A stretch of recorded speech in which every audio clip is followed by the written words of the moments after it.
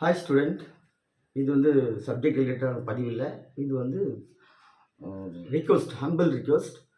இது ஏன்னா உங்களுக்கு நான் அட்வைஸ் பண்ணல. எனக்கு அட்வைஸ் பண்ணுறது பிடிக்காது. நீங்கள் படிக்கிறீங்க, படிங்க. உங்களுக்கு ப்ரெஷர் பேரண்ட்ஸ்லேருந்தும் வரும், ஸ்டாஃப் டீச்சர்லேருந்தும் வரும். பட் நீங்கள் மனப்பாடம் பண்ணாதீங்க. ஹையர் செகண்டரி 8க்கு மேலே போயிட்டாலே சப்ஜெக்ட்டு கண்டென்ட் கான்செப்ட் என்னன்னு புரிஞ்சிருங்க. நீங்கள் கிளாஸ்லேயே ஸ்டாஃப்ட்ட டவுட்டுன்னா கேட்டு கிளியர் பண்ணிடுங்க. அதுதான் உங்களுக்கு புரியும் கான்செப்ட். ஏன்னா இப்போ நீங்கள் இப்போ படிக்கிறீங்க, கான்செப்ட் புரிஞ்சிச்சுன்னா ஓகே. புரியலைன்னா நீங்கள் படிச்சுட்டே இருக்க முடியும். டாக்டர் ஆகிட்டீங்கன்னு வச்சுக்கோங்களேன். ஏதோ டாக்டர் ஆகிட்டீங்க, இப்போ செலக்ட் ஆகிட்டீங்க, போயிட்டீங்க, மனப்பாடம் பண்ணி எழுதிட்டீங்க. இப்போ உண்மையிலே நீங்கள் ஆப்ரேஷன் பண்ணணுன்னா என்ன பண்ணுவீங்க? படித்ததை வச்சு அதை நீங்கள் அப்ளை பண்ணணும்.